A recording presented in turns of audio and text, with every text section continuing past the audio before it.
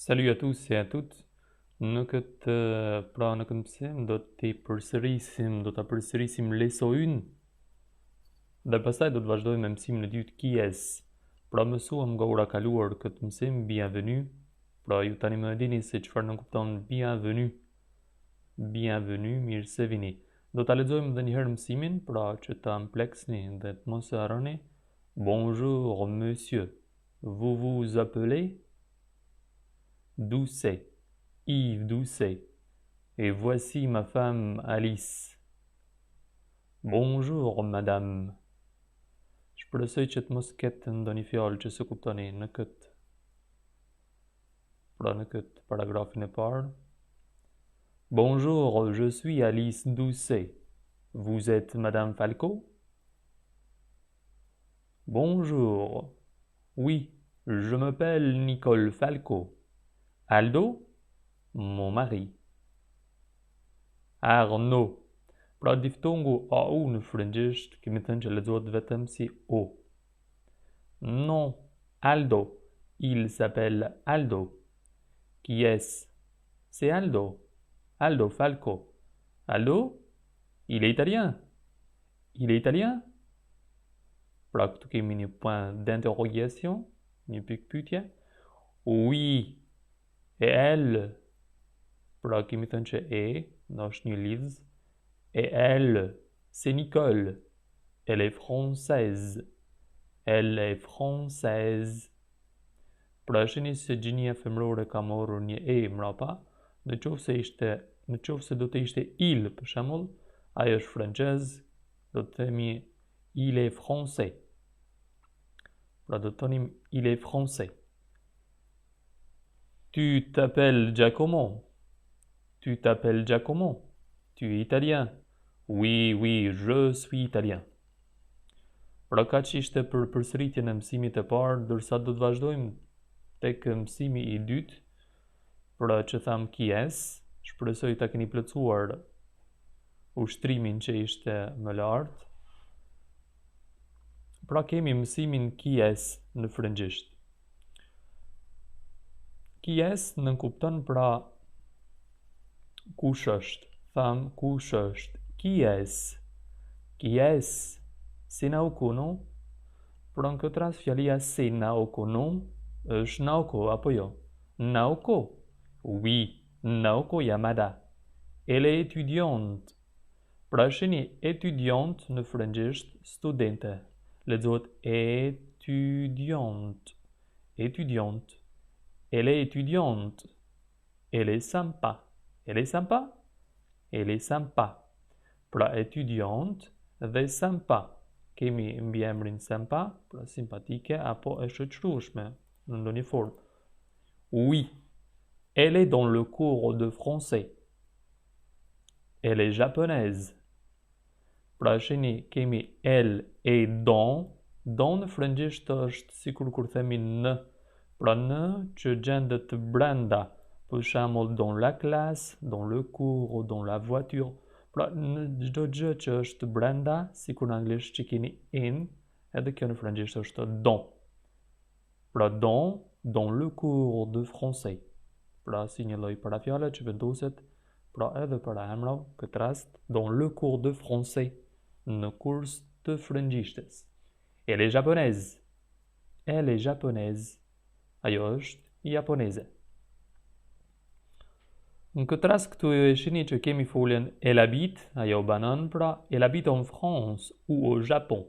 Elle habite en France ou au Japon. Kemi foljen pra banon, në qoftë se nga njerë dikush përzin folja jetoj. Jetoj është fola vivre, pra në këtë rast do ta përkthejmë si fola banoj. Elle habite en France ou au Japon. Ajo banon në Francë ose në Japoni. Elle habite en Suisse, à Genève. Pra shini këtu kemi disa parafjalë që janë të vendosura, pra parimisht ta dini që parafjala a vendoset para qyteteve. Për shembull nëse thu j'habite à Prishtina ou bien j'habite à Tirana, vendosim një a përpara. Për shembull j'habite à Genève. Pra çdo qytet duhet të ketë një parafjalë a. Në qoftë se shteti I takon gjinisë femrore, atëherë duhet të vendosim një parafjalë on. E shihni? Pra on. Elle habite en France ou au Japon. Pra on, duhet dini që shumica e shteteve janë I takojnë gjinisë femrore. Për shembull Franca, Gjermania, Italia, Shqipëria, pra janë shtete që I përkasin gjinisë femrore. Në këtë rast duhet të vendoset parafjala on. Për shembull, elle habite en France ou on peut dire elle habite en Albanie. Se mund të themi ajo jeton në Shqipëri, a Tirana. Elle habite en Albanie, a Tirana. Pra a para qyteteve, on para shteteve të gjinisë femrore dhe kemi shtetet e gjinisë mashkullore, si në këtë rast Japoni. Japonia në gjuhën frenge është shtet që I takon gjinisë mashkullore, Japon. Pra atëherë vendoset o, kjo forma lexohet vetëm si o.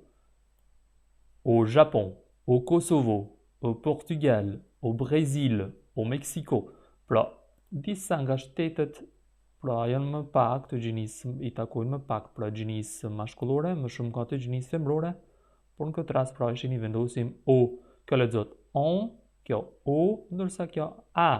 Pra a para qyteteve, on para shteteve të gjinisë femrore dhe o para shteteve të gjinisë mashkullore.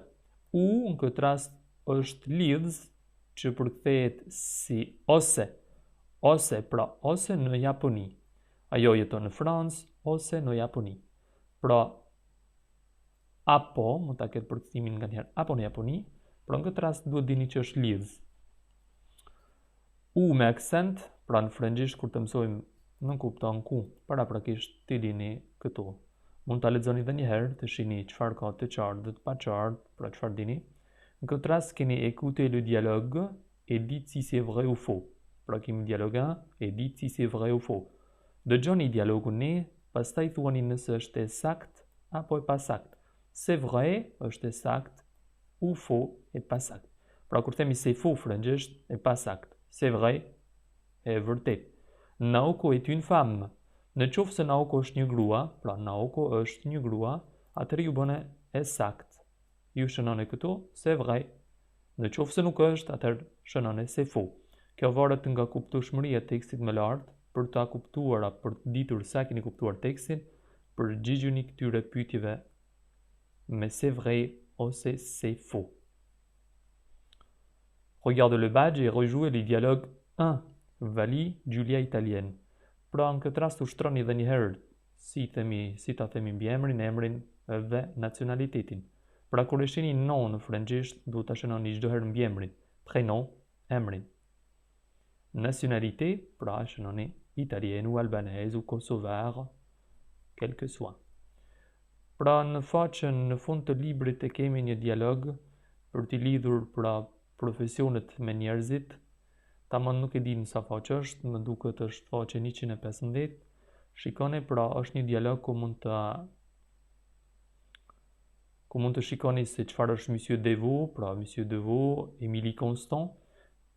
Pra prakisht shënoni në fletore këto profesione të cilat ju ndihmojnë. Pra professeur, secrétaire, assistante, étudiante dhe directeur. Pra directeur është drejtori në frëngjisht, kjo pjesa directeur, drejtor. Këto tjerat pra e shihni se ngjajnë dhe gjuhës shqipe më shumë, étudiant, studente. Spiegova pra tek pjesa grammatikës l'article défini au singulier. Për artikujt, shikoni pra do të postoj linkun artikujt e gjuhës frenge, se si përdoren, kur përdoret lë dhe la, me që këtu pra jem I kufizuar të shpjegoj lë la, le gendre des noms et des adjectifs, pra gjinia e emrave dhe mbiemrave, kur emri përshtatet me mbiemër, për shembull kur kemi un assistant polonais, une assistante polonaise, ou bien un directeur italien, une directrice italienne. Pra directrice, drejtoresh, directeur, drejtor. Pra në qoftë se emri është I gjinisë mashkullore, atëherë dhe mbiemri duhet të jetë I gjinisë mashkullore apo I gjinisë së njëjtë.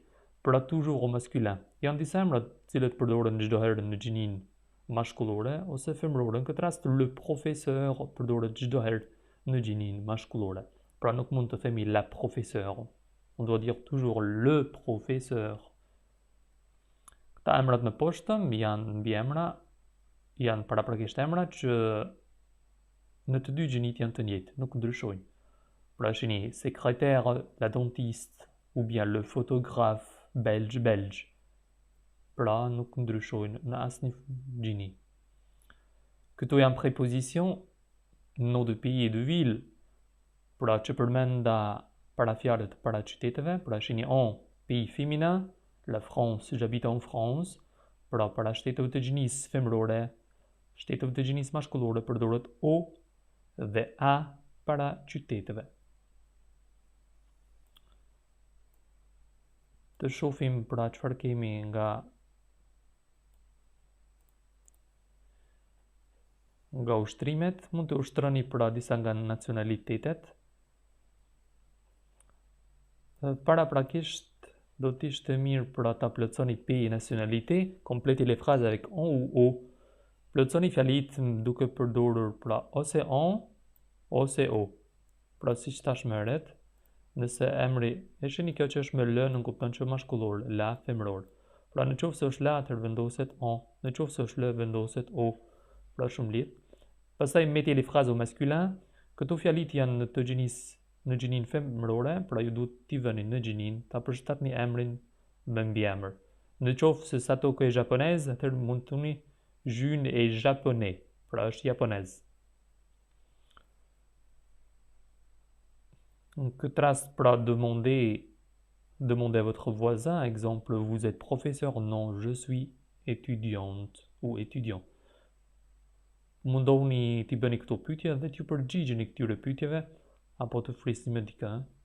Vous êtes dans le cours d'italien? Ju mund të thoni non, je suis dans le cours de français. Këtu kemi les syllabes, pra rrokjet, écoutez et lisez, détachez les syllabes puis prononcez normalement. Pra shihni se si janë ndarë voilà le bureau. Pra ushtroni këto rrokje se si janë të ndara, nuk kemi nevojë të ndalemi në këto. Ndërsa në mësimin tjetër do të shpjegojmë ça va bien, leçon 3, ça va bien. Pra kaq ishte për dy mësimet e parë. Më ndiqni edhe në mësimin e tretë dhe deri atëherë, à bientôt.